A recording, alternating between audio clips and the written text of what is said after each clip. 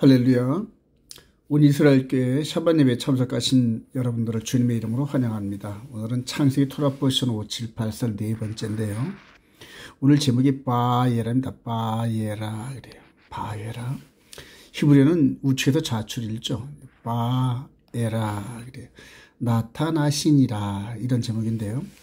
창세기 18장 1절 여호와께서 마므리에 상수리 나무들이 있는 곳에서 아브라함에게 나타나시라. 이게 바에라거든요. 날이 뜨거울 때 그가 장막문에 앉았다가 눈을 들어본즉 사람 대신 맞은편에 서 있는지라. 그가 그들을 보자 곧 장막문에서 달려나가 영접하며 몸을 땅에 굽혀 이르되 내 주여 내가 주께 은혜를 입었사오면 원하건대 종을 떠나 지나가지 마옵시고 하면서 아브라함이 이렇게 세 사람을 맞이하면서 대접하는 이런 장면들이 나타나죠. 근데 왜 나타나셨나? 저 여러분들은 질문이 있을 때는 성경에 질문을 자꾸 해봐야 됩니다. 질문을 해서 성령님이 인도하시는 그러한 목적지까지 가야 되는데요. 목적지. 이게 최종 영적 목적지입니다.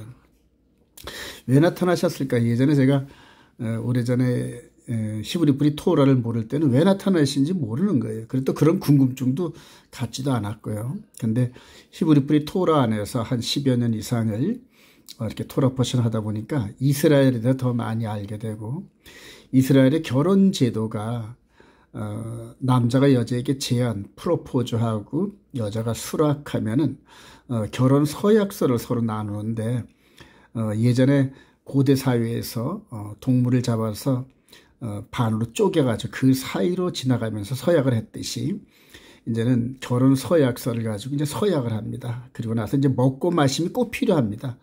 이제 우리로 말하면 이제 리셉션인데, 이런 결혼 과정이 완전히 성취됐다 해서 양가 모든 친척, 부모, 형제들이 전부 모여가지고 그 결혼식을 인정해주는 이제 그런 절차라 이렇게 볼 수 있겠죠. 그런데 이게 성경에서 하나님께서 이스라엘 백성들에게 주어지는 그런 삶의 형태 속에서 나온 거더라고요. 그래서 하나님께서 우리 인간들과 함께 언약을 맺을 때 이런 패턴을 이렇게 갖고 계세요. 제안하고 수락하고 피해 비준, 그다음에 먹고 마시고 만찬을 했는데, 지난 토로포션 5784 세 번째에서 레클레카 할 때 저와 여러분들은 아브라함이 헷불 언약 이후에 그대로 하갈을 통하여서 이스마엘을 얻고, 그 다음에 이렇게 피로 죄값을 치르는 육신의 할례 과정을 거치고 난 다음에 이제 창세기 18장이 시작된 걸 알 수가 있어요. 그래서 여기서 나타나셨고, 그 다음에 이렇게 먹고 마셨더라. 이 부분이 바로 저와 여러분들에게 엄청난 그런 영향력을 미치는 메시지더라고요.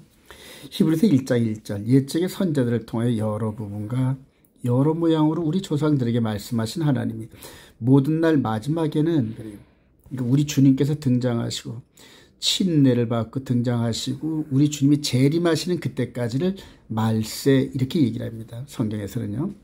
마지막에는 아들을 통하여 우리에게 말씀하셨으니 그래요. 우리 주님 오시기 전까지 이런 여러 모습의 형태를 가지고 여러 모양과 모습을 가지고 말씀을 하셨는데, 그 모든 것들이 우리 주님께서 행하실 그 일들을 미리 그렇게 삶을 살게 했다는 그런 얘기거든요. 그래서 우리 주님께서 죽으시고 부활하고 난 다음에 바로 그날 엠마오로 가는 두 제자와 함께 말씀을 나눌 때 모세와 시편과 선지서에 기록된 예수 그리스도 즉 메시아 사역에 대한 일들이 나를 통하여서 전부 이루어질 것을 너희들이 알지 못하느냐. 즉 내가 그렇게 여러 모양과 여러 부분으로 나타난 메시아다 이 얘기거든요. 여러분. 예? 우리 조상들에게 말씀하신 하나님이 우리 모든 날 마지막 아들을 통해 우리에게 말씀하시니 이 아들을 만유의 상속자로 세우고 그로 말미암아 메시아로 말미암아 모든 세계를 지으셨니라. 그래서 영어로 through him he made the universe. through 이 전치사 들어오란 말 썼는데, 이 들어오란 말은 들어오고 머물고 나가는 모든 과정, 이런 모든 과정이 들어오다 이렇게 얘기합니다. 처음부터 끝까지 오직 아들을 통하여 이 세계 모든 것들을 지으셨다 이렇게 말씀을 하시네요. 자, 계속해서요. 창세기 18장 5절 내가 떡을 즉 아브라함이 얘기합니다. 내가 떡을 조금 가져오려니 당신들의 마음을 상쾌하게 하신 후에 지나가소서. 당신들이 종에게 오셨습니다. 그들이 이르되 내 말대로 그리하라. 아브라함이 또 가축대 있는 곳에 달려서 기름지고 좋은 송아지를 잡아 하인에게 주니 그가 급히 요리한지라. 아브라함이 엉킨 젖과 우유와 하인이 요리한 송아지를 가져다가 그들 앞에 차려놓고 나무 아래 모셨으며 그들이 먹으니라. 그러면서 여기에서 제안했던 이 창세기 12장 이야기가 제안과 수락이 이렇게 이루어졌었고요. 그 다음에 피의 비준이 창세기 15장의 햇불 언약을 통하여 이루어졌고요. 다음에 마지막 한 단계 남은 먹고 마심.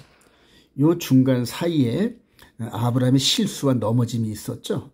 그리고 나서 그 실수를 육신의 할례 피값으로 보상하게 하고 난 다음에 이 언약식이 이루어지는데 먹고 마심. 오늘 주제가 그렇게 먹고 마심이죠. 그래서 언약식이 마무리가 되었다. 이렇게 결론을 지을 수가 있는데 이 부분이 즉 여러 부분과 여러 모양이 모든 구속사 즉 아담이 범죄하고 나서 쫓겨난 이후에 역사가 이렇게 흐르잖아요. 그리고 우리 주님께서 오시는 69일에까지 전부 한 4,000년 정도의 세월이 흘렀는데 이런 모든 세월의 구속사를 비춰주는 69일에와 70일의 한일회가 있어요. 이게 한일회 즉 7년이다 이렇게 말씀을 할 수 있지만은 이 7년 사이에는 기독교 2000년의 이방인의 역사, 이방인의 수학, 이걸 이제 시대라 이렇게 얘기죠. 이게 숨어 있었습니다. 이렇게 숨어 있었는데 69일에 70일의 이 전체는 이렇게 토포스라고 헬라어로 토포스인데 고린도서 10장 6절에 바울 사도가 이 언어를 썼어요. 그래서 이걸 거울, 모형, 원형, 흔적, 자국 이런 식으로 이제 이렇게 해석을 할 수가 있는데 이 여러 부분과 여러 모양의 모든 구속사가 여기에 비치면은 그 사건들이 전부 다 실제로 나타나요. 전부 다. 참요 69일에 70일의 사이에 한일의 7년을 이렇게 우리가 영적으로 보고 해석하고 하나님의 뜻 가운데서 이렇게 볼 수 있는 눈이 열리면은 사도들이 전부 이런 관점으로 이 성경 전체를 볼 수 있는 눈을 열어주셨는데 저와 여러분도 오늘날 똑같이 동일한 성령님께서 저와 여러분들을 이렇게 똑같은 시야로 열어주시길 소망합니다. 자, 그래서 지금 오늘 아브라함의 이 언약의 절차가 예수 그리스도를 통해 그대로 나타나는데요. 산상수훈에서 제안을 하십니다. 제안을 하시고요. 그 다음에 수락한 12 제자들과 함께 언약식을 맺습니다. 언약식. 이게 이제 6월절 십자가 짊어지시기 바로 전날 밤, 잡히시던 그날 밤에 제자들과 함께 언약식을 맺는 이런 과정인데요. 마태복음 20장 10절 무교절의 첫날에 제자들이 예수께 나와서 이르되 6월절 음식 잡수실 것을 우리가 어디서 준비하기를 원하시나이까? 이것은 죄사함을 얻게 하려고 많은 사람을 위하여 흘리는 바 나의 피 곧 언약의 피니라. 언약의 피라 그러잖아요. 언약의 피. 그러나 너희에게 이르노니 내가 포도나무에서 난 것을 이제부터 내 아버지의 나라에서 새 것으로 너희와 함께 마신 날까지 마시지 아니하리라 하시니라. 그러면서 6월절에는 4잔의 포도주를 먹는데 3잔은 먹고 마지막 한 잔은 남겨둡니다. 이제 그거를 엘리야의 잔이다 그렇게 해가지고 남겨두는데 그게 아직 이 먹고 마심의 언약이 미완성이라는 그런 의미가 있습니다. 똑같이 제안하시고 수락하고 피의 비준을 하시는데 이것들 바로 십자가를 짊어지시죠. 근데 먹고 마심의 마무리가 아직 포도주 한 잔이 남아 있습니다. 그게 저와 여러분들이 혼인잔치에 참여할 때 우리 주님과 함께 저와 여러분들이 신부의 자격으로 이 먹고 마심의 마무리인 포도주 한 잔을 먹게 됩니다. 그래서 아직은 언약의 미완성이기 때문에 2000년 전에 마가의 다락방에서 제자들과 함께 시작되었던 이 언약식이 우리 주님이 오시기 직전까지도 계속 오픈되어 있습니다. 그래서 그 안에 누구든지 예수와 함께 이 언약식에 참여하겠다 하고 마음이 결정을 하고 들어와서 예수를 나의 구주로 영접하고 그리고 이 언약식에 참석하면은 전부 다 요 2000년 전에 12 제자들이 참석했던 것과 똑같은 언약 시간에 들어간다는 얘기입니다. 그래서 바울사도는 고린도서 6장 2절 이하에 지금은 은혜 받을 만한 때요, 지금은 구원에 이를 만할 때다, 그래. 아직 다치지 않았다는 얘기거든요. 이게 이제 참 영적인 그런 신비인데 계속해서 보도록 하겠습니다. 자, 드디어 먹고 마시면 언약이 확정한 후에 하나님께서 멘트가 있습니다. 사라에게 아들이 있으라 축복하시는데요. 창세기 18장 10절. 그가 이르시되 내년 이맘때 내가 반드시 내게로 돌아오니 내 안에 사라에게 아들이 있으리라 하시니 사라가 그들이 장막문에 들었으므로 사라가 속으로 웃고, 그래요. 웃고 피식하고 웃었다는 얘기죠. 이제 한마디로 에이 그럴 리가 있나 하고 피식하고 비웃었다는 얘기거든요. 근데 그 비웃었다는 그 얘기가 히브리어로 차크입니다. 차크. 그래요. 웃었습니다. 이르되 내가 노쇠하였고 내 주인은 늙었으니 내게 무슨 즐거움이 있으리요. 사라가 왜 웃으며 이르기를 내가 늙었거늘 어떻게 아들을 낳으려 하느냐. 여호와께 능하지 못한 일이 있겠느냐. 기한이 이를 때 내가 내게로 돌아오리니 사라에게 아들이 있으리라 하고 먹고 마신 지 언약식이 마무리되고 난 후에 그 안에 계시는 여호와 하나님께서 아들에 대한 확정적 선언을 하시는 겁니다. 여러분. 이게 이제 신약에서도 천사를 보내서 천사 가브리엘이 마리아에게 아들을 낳으리라. 그러니까 어떻게 누가복음 1장 30절 이하에 보라 내가 잉태의 아들을 낳으니 그 이름을 예수라 하라. 마리아가 천사에게 말하되 나는 남자를 알지 못하니 어찌 일이 있으리까. 천사가 대답하되 이르되 성령이 네가 임하시고 지극히 높으신 능력이 너를 덮으시리니. 이게 야다라는 이제 그 히브리어 언어인데 이게 우리 육신적으로는 성관계를 맺는 이런 의미가 있습니다. 이름으로 나실 바 거룩한 이는 하나님의 아들이라 일컬어지리라. 대저 하나님의 모든 말씀은 능하지 못하심이 없느니라. 여호와께 능하지 못한 일이 있겠느냐. 그래서 이 역사는 아들 기적의 아들 이삭, 약속의 아들 이삭이 낳는 그런 과정과 임마누엘 하시는 그러한 아브라함이 육신의 후손을 놓으시는 예수의 탄생 과정이 똑같이 이렇게 기적적으로 일어난 겁니다. 그런데 여기서는 90세 된 사라, 여기서는 동정녀 마리아에게 아들을 낳는다래요. 38절 마리아가 이르되 주의 여종이니 말씀대로 내게 이루어지다 하며 천사가 떠나가니라. 아멘 고백해. 네. 자, 약속의 아들을 드디어 얻네요. 창세기 21장 1절에 여호와께서 말씀하신 대로 사라를 돌보셨고 여호와께서 말씀하신 대로 사라에게 행하셨으므로 사라가 임신하고 하나님 말씀하신 시기에 되어 노년에 아브라함에게 아들을 낳으리니 아브라함이 그에게 태어나는 아들 곧 사라가 자기에게 낳은 아들을 이름하여 이삭이라 하였더라. 그래요. 여기 이제 아까 차크라 그랬죠. 이게 웃음이란 뜻인데 여기다 요드 미완료 요드를 하나 붙였어요. 이게 미완료거든요. 이게 히브리적 의미는 웃는 웃음이 끊어지지 않다. 계속 진행된다는 그 말이거든요. 그래서 비웃음이 진짜 웃음, 기쁨의 웃음이 돼서 영원토록 우리 주님 오실 때까지 계속된다는 이제 그런 히브리적 의미가 있습니다. 4절 그 아들 이삭이 난 지 8일 만에 그가 하나님의 명령하신 대로 할례를 행하였더라. 아브라함의 그의 아들 이삭이 그에게 태어날 때는 100세라. 사라가 90세겠죠. 10살 차이니까. 사라가 이르되 하나님이 나를 웃게 하시니 듣는 자가 다 나와 함께 웃으리로다. 그래요.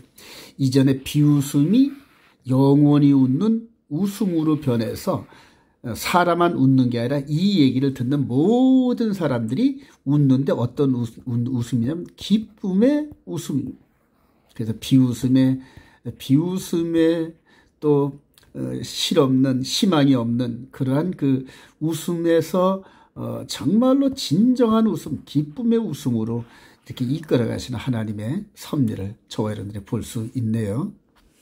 자, 이거 똑같이 병렬 구조로 아들 이삭이 기적적으로 낳았는데 동정녀 마리아에게서 예수아가 이렇게 태어나십니다. 동정녀 마리아, 그 다음에 남편 요셉, 이런 장면은 우리 이 사복음서에 잘 나와 있죠. 자, 누가복음 2장 14절 요셉도 다윗의 집 족속 이름으로 갈릴리 나사렛 동네에서 유대를 향하여 베들레헴이라 하는 다윗의 동네로 호적하라 그랬죠. 그 약혼한 마리아와 함께 호적하러 올라가니 마리아가 이미 잉태하였더라. 거기 있을 그때 해산할 날이 차서 첫 아들을 낳아 강보로 싸워 구유에 누였으니 이는 여관에 있을 곳이 없습니다. 그래서 다이사의 명령에 의해서 그대로 천하 모든 로마 제국 치하에 있는 모든 백성들은 고향에 가서 그대로 호적하라. 이게 바로 세금을 걷기 위한 그런 과정이었죠. 그래서 나사렛에 살던 나사렛에서 살고 있었던 요셉이 고향인 베들레헴으로 이렇게 가서 거기서 이렇게 마구간에서 어디 누일 곳이 없으니까 막 급하게 났는데, 조금만 늦었어도 길가에서 났으면은 우리 예수님께서 베들레헴에서 탄생 안 하셨더라면은 메시아의 조건에서 탈락이 되는 거죠. 그래서 하나님께서는 이게 세상의 임금들을 사용해서라도 하나님의 계획하신 이런 일들을 이루시는 것을 우리가 보게 됩니다. 자, 다음에 이제 소돔과 고모라의 얘기가 중간에 삽입됩니다.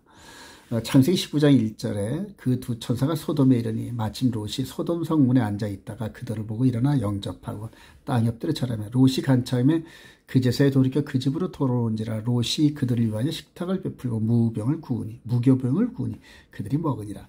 여호와께서 하늘 곧 여호와께로부터 유황과 불을 소돔과 고모라에 비같이 내리사 그 성들과 오온들과 성에 거주하는 모든 백성과 땅에 난 것들을 다 엎어 멸하셨더라.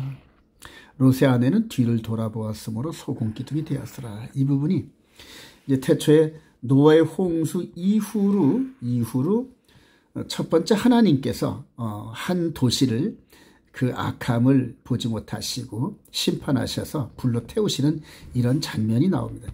이게 이제 바로 소돔과 고모라의 멸망이죠. 소돔과 고모라 도시가 대표적으로 동성애, 하나님이 아주 지극히 경멸하시는 동성애. 그래서 이 소돔과 고모라 백성들이 롯과 함께 들어왔던 천사들의 이쁨을 보고 동성애 하겠다 이래가지고 하는 장면들이 나오죠. 그래서 천사가 급히 이 롯과 그의 가족들을 이렇게 피신을 시키는데, 롯과 두 딸이 이렇게 오다가 아내는 세상을 비유하는 소돔과 고모라상을 통해서 뒤돌아봤다가 소금기둥이 되는 이런 이 예언적 그림이 여기서 완성이 됩니다, 여러분. 완성이 되는데 이 그림이 69일에서 70일 사이 어느 순간에 이게 그대로 비춰집니다, 여러분. 자, 이 부분을 이제 이렇게 미리 바울 사도가 깨닫고 바울 사도가 복음으로 증거한 게 초대교회 때죠. 여기 이제 AD 한 60년경입니다. 60년경. 그래서 이 바울 사도가 마지막 때 심판하실 그 장면들을 이렇게 보면서 복음 증거를 하죠. 사도행전 17장 30절.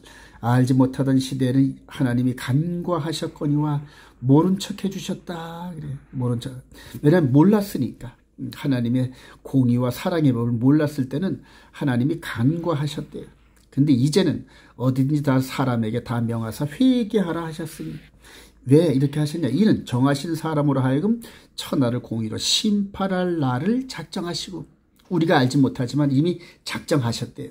근데 심판하는 그 날이 70일의 안에서 성취가 된다. 이렇게 얘기를 하죠.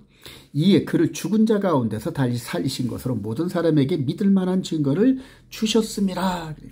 주님의 죽으심과 부활을 경험하고 성령의 기름 부음의 은혜를 통하여 구약의 이런 모든 사건들, 노아의 홍수 심판, 소돔과 고모라의 심판, 이런 모든 부분들이 마지막 때 이 지구촌 전체를, 지구에 사는 이런 모든 사람들을 불로 심판하는 이런 계획 안에서, 또 그 이전에 불로 심판하기 전에 노아의 방주가 그대로 이렇게 준비가 됐던 것처럼 그리스도 예수 안에서 휴거가 준비되는 이 상황을 깨달으면서 바울 사도가 복음을 증거한 그 핵심이 회개하라, 죄짐을 회개하라, 이런 얘기죠. 그리고 주 예수를 믿으라, 그리하면 성령을 선물로 받으리니.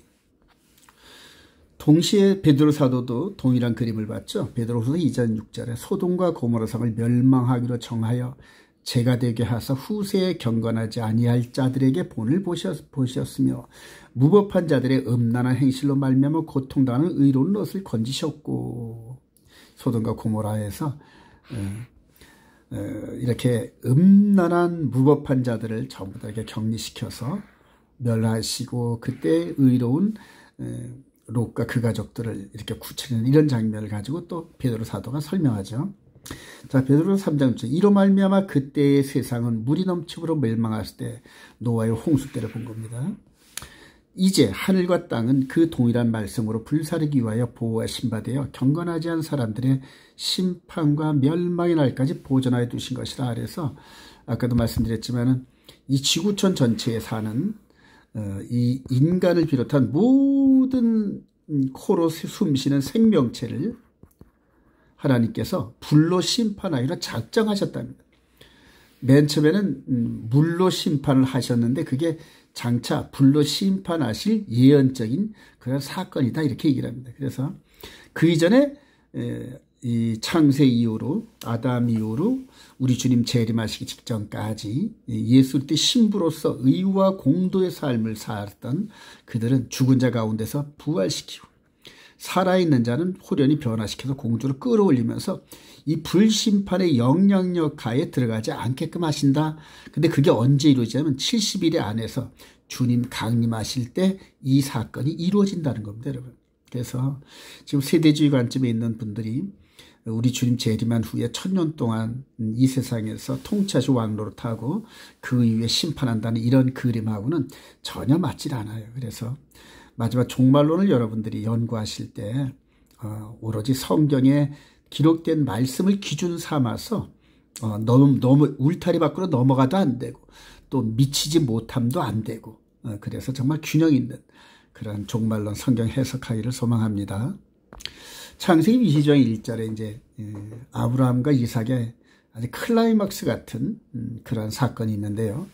그 일 후에, 그 여러 일들 후에 하나님이 아브라함을 시험하시려고 마치 졸업시험 보시려는 교수님이 학생 시험하듯이 그를 부르시되 아브라함아 하시니 그가 이르되 내가 여기 있나이다. 여호와께서 이르시되 내 아들 내 사랑하는 독자 이삭을 데리고 모리아 땅으로 가서 내가 내게 일러주는 한 산 거기서 그를 번제로 드리라. 이 번제는 피를 빼고 각자 부분을 몸통 따로 머리 따로 내장 따로 다 해가지고 분리해서 칼로 다 쪼개가지고 그리고 드리는, 불에 태우는, 이게 번제입니다. 여러분. 아브라함이 이에 번제 나무를 가져다가 그의 아들 이삭에게 지우고 그래요. 자기는 불과 칼을 손에 들고 두 사람이 동행하더니 바로 이 그림이죠. 이렇게 해서 이삭이 자기가 불에 타 죽을 번제목을 가지고 이렇게 올라가고 아버지 아브라함 뒤에 따라가면서 칼과 불씨를 가지고 올라가는 이런 장면이 이게 예언적 그림이고, 이 그림이 실제적으로 나타난 이 부분이 우리 주님께서 십자가를 짊어지시고 골고다 언덕으로 향하는 이 그림하고 그대로 매칭되죠.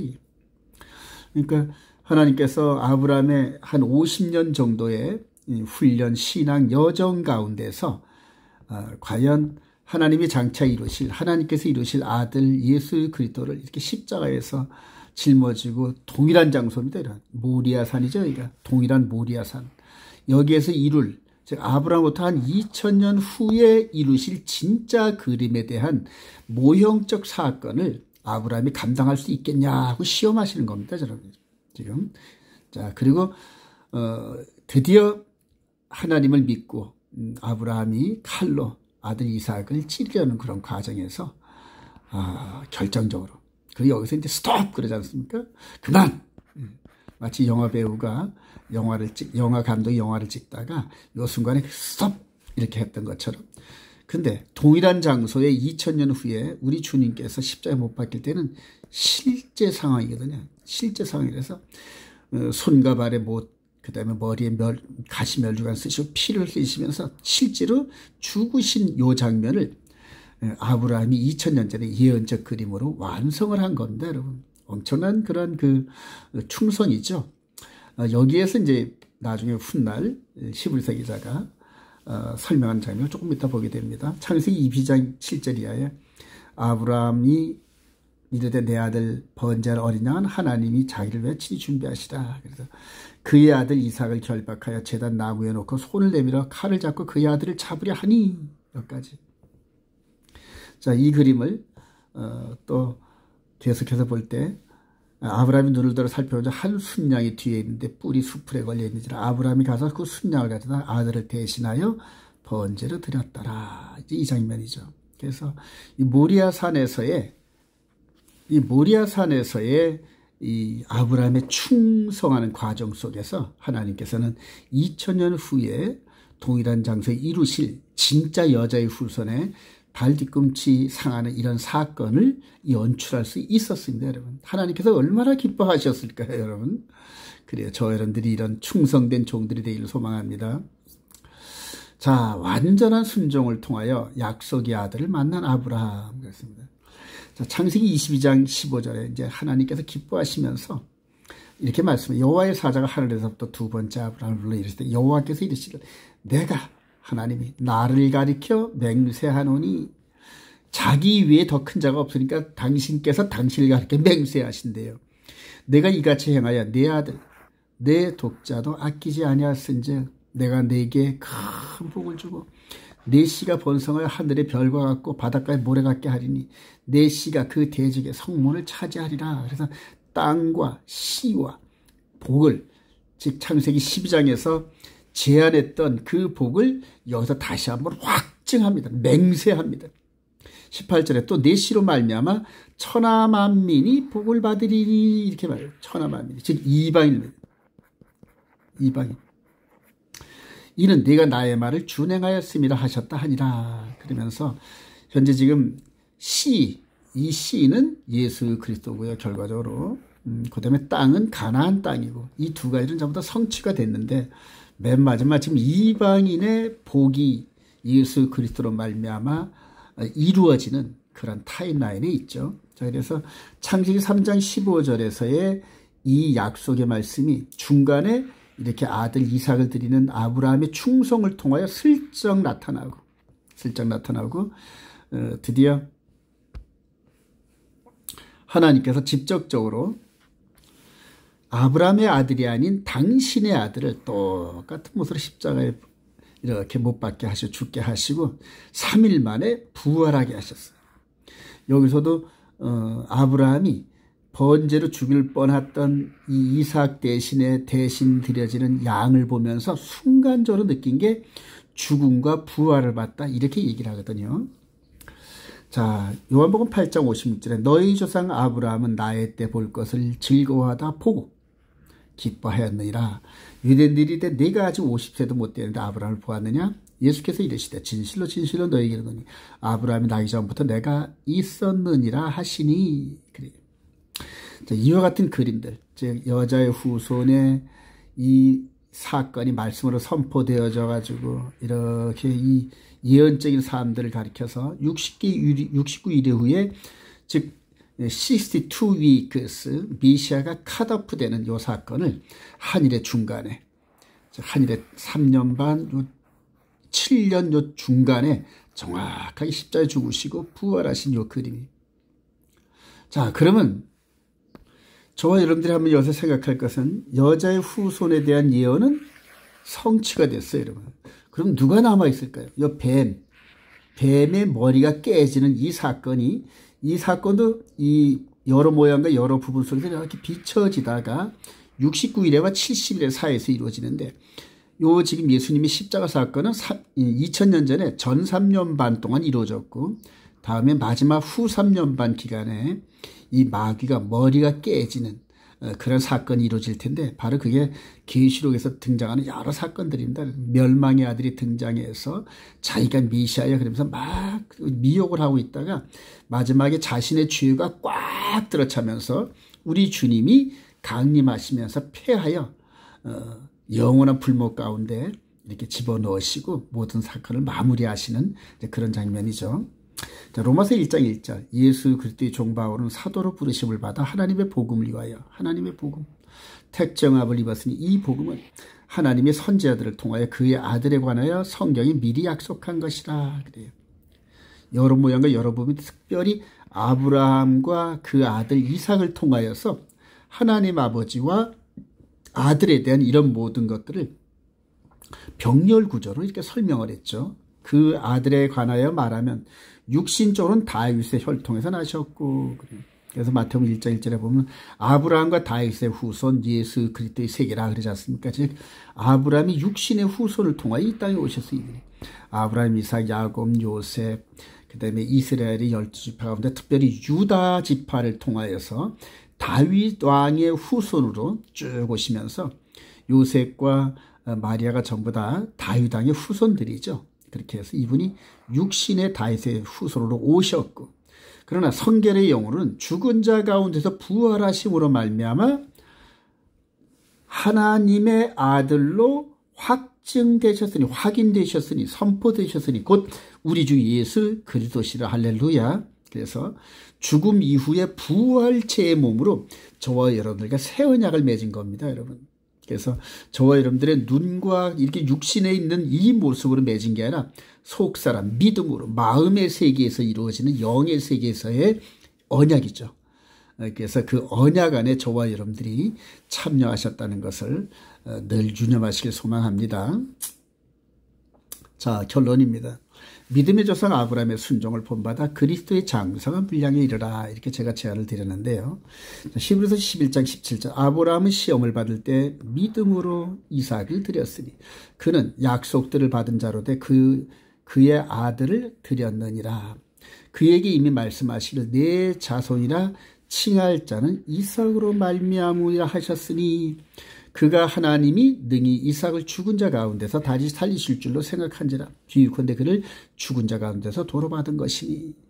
다시 한번 자세하게 말씀드리면 아브라함이 이때가 120에서 125세쯤으로, 그러니까 이삭이 20에서 25세쯤 됐다는 얘기죠.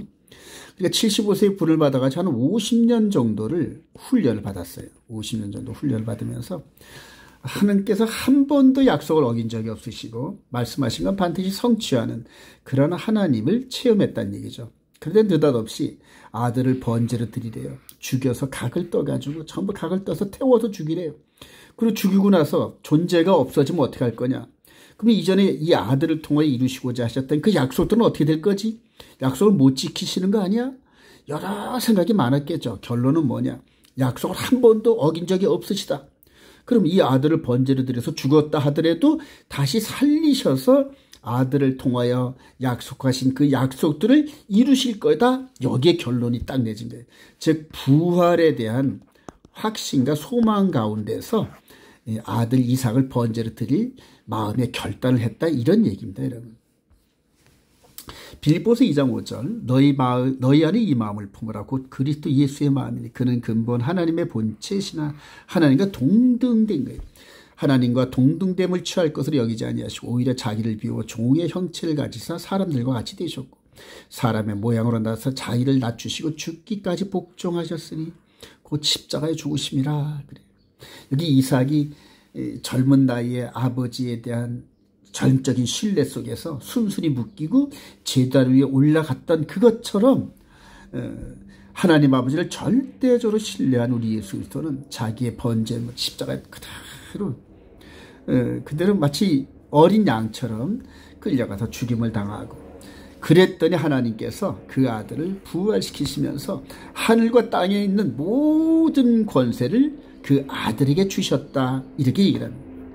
그리고 그 마음을, 즉 이렇게 순종하는 마음을 너희들은 품으라. 이렇게 얘기를 해요. 예수 그리스도의 마음, 즉 하나님께, 하나님 말씀에 절대 신뢰하고 순종하는, 아브라함이 절대 신뢰했고 아들이 생명 바쳐 죽는 그 순간까지도 아버지를 신뢰하였고 동일하게 그 마음을 우리가 신뢰하라. 그런 얘기입니다.